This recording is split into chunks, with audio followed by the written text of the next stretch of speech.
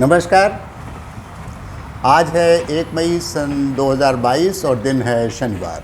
दीक्षित जी speaks video channel YouTube और Facebook पन्ने पर देखने और सुनने वालों का कार्यक्रम में स्वागत और अनिल दीक्षित का प्रणाम। कृपया वीडियो चैनल को सब्सक्राइब करें और फेसबुक पेज पर फॉलो भी करें। आज के कार्यक्रम में हम चर्चा करेंगे कि पाकिस्तान में सत्ता परिवर्तन में वर्तमान प्रधानमंत्री श्री शहबाज शरीफ और पूर्व प्रधानमंत्री इमरान खान में से कौन फ़ायदे में रहा। जैसा कि दुनिया को पता है कि लगभग 1 माह तक पाकिस्तान में हुए राजनीतिक ड्रामे के बाद इमरान खान को सत्ता से बाहर का रास्ता दिखा दिया गया है। वे भी बड़े बेआबरू होकर तेरे कूचे से हम निकले कहते हुए सत्ता से बाहर हो गए। पाकिस्तान में सत्ता के खेल में फ़ौज की दखलंदाजी मज़े की रहती है। हालांकि अब की बार के ड्रामे में फ़ौज पर्दे के पीछे ही रही है। सत्ता परिवर्तन के बाद सेना के एक प्रवक्ता ने इस बात की सफाई भी दी कि सेना को हम सियासत से दूर ही रखना चाहते हैं। वास्तविकता से सभी लोग वाकिफ हैं। इमरान खान ने खुले तौर पर अमेरिका पर आरोप लगाया है कि उनकी सरकार गिराने में विदेशी ताकतों यानी कि अमेरिका का हाथ है। उन्होंने एक केबल संदेश का भी हवाला इस संदर्भ में दिया है। कहते हैं कि वह केबल संदेश अमेरिकी दूतावास द्वारा पाकिस्तानी दूतावास को भेजा गया था, जिसमें दोनों देशों के दूतों के बीच में हुई बातचीत के मिनट्स लिखे गए थे। कहते हैं अमेरिकी दूत ने इमरान खान की रूस यात्रा पर अमेरिका द्वारा असंतोष व्यक्त किया गया था। हालांकि इमरान ने उस कागज़ के टुकड़े को हवा में लहरा कर अपनी जनता की सहानुभूति प्राप्त करने की पूरी कोशिश की और जहां तक मेरा सोचना है कि वे इसमें कुछ हद तक सफल भी रहे हैं। खैर, इमरान खान सत्ता से बेदखल हो चुके हैं। ये बात सच है कि पाकिस्तान में विपक्ष के अलावा कोई नहीं चाहता था कि इमरान खान सत्ता से हटें। अब सोचना यह है कि सत्ता परिवर्तन से किसे फ़ायदा हुआ है, इमरान खान को या शहबाज शरीफ को। हमारे यहाँ कहा जाता है कि ऊपर वाला यानी कि ईश्वर जो भी करता है अच्छे के लिए करता है। मेरी समझ में इमरान खान सत्ता से जो बेदखल हुए हैं उसके पीछे कुछ अच्छा ही हुआ है। अब आप पूछ सकते हैं कि वो कैसे। ऐसे इमरान खान बराबर भारत की तारीफ़ ही करते रहे हैं। हालांकि वे जनता को खुश करने के लिए कश्मीर का राग भी बीच बीच में छेड़ते रहे हैं और पाकिस्तान को नया पाकिस्तान और हिंदुस्तान जैसा बनाने की इमरान खान की ललक पूरी नहीं हो पाई है, या इमरान इसे करने में सफल नहीं हो सके हैं क्योंकि विपक्ष ने उनकी टांग खींचने का कोई भी मौका हाथ से जाने नहीं दिया है।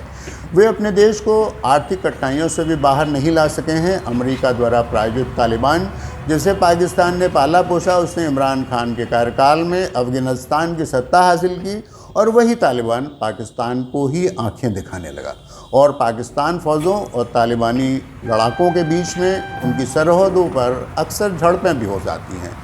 अभी हाल में एक खबर आई है कि पाकिस्तान के एक हवाई हमले में 33 अफगानिस्तानी मारे गए हैं। इमरान खान के रिश्ते भारत के साथ बहुत अच्छे नहीं रहे तो बहुत ख़राब भी नहीं रहे।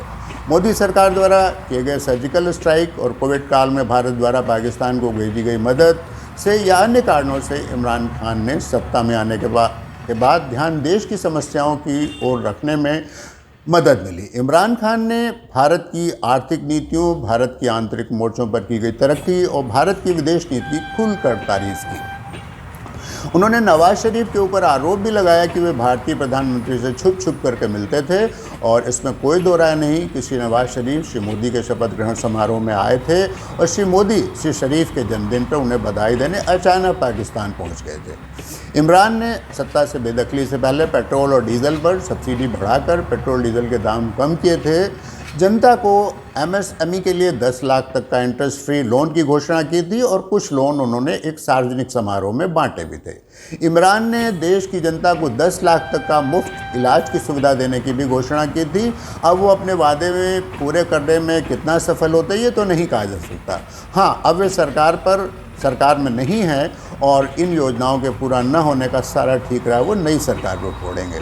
सरकार ने पेट्रोल डीजल के दाम 150 रुपये तक बढ़ा दिए हैं और ये सारी बदनामी शहबाज शरीफ ने मोल ले ली है। इमरान की सभाओं में खूब भीड़ हो रही है और उनके खूब जयकारे लगाए जा रहे हैं। यह भीड़ ऐसी नहीं लगती कि पैसे दे करके बुलाई गई है। इमरान ने सत्ता का सुख 4 साल तक अच्छे से उठा लिया है। पाकिस्तान की आर्थिक स्थिति भी श्रीलंका और बांग्लादेश से अच्छी नहीं है। विपक्ष को मात्र लगभग 1 साल का समय ही मिलेगा, लेकिन जैसा लगता है कि वो पाकिस्तान के लिए कुछ भी अच्छा नहीं कर पाएगा और इमरान खान सारा दोष शरीफ के सर थोप कर 1 साल बाद होने वाले चुनावों में इसका पूरा फ़ायदा उठाने की कोशिश करेंगे। उम्मीद है कि इमरान फ़ायदे में रहेंगे, लेकिन असली रूप से तो चुनावों के बाद ही पता चलेगा कि ऊँट किस करवट बैठता है। तो बस आज इतना ही, फिर मिलेंगे। नमस्कार। हमारे चैनल को अगर अभी तक आपने सब्सक्राइब न किया हो तो सब्सक्राइब कीजिएगा। फेसबुक करने पर हमें फॉलोअप कीजिएगा। हम इसी तरह के विश्लेषण लेकर के आपसे जल्दी ही फिर मिलेंगे। अगला जो कार्यक्रम होगा उस पर हम मोदी जी एक राजनीतिज्ञ या एक समाज सुधारक, हमारा विषय ये होगा और हम वो आपके सामने जल्दी ही प्रस्तुत करेंगे। तब तक के लिए हमें आज्ञा दीजिए। नमस्कार। अपना ख्याल रखिएगा।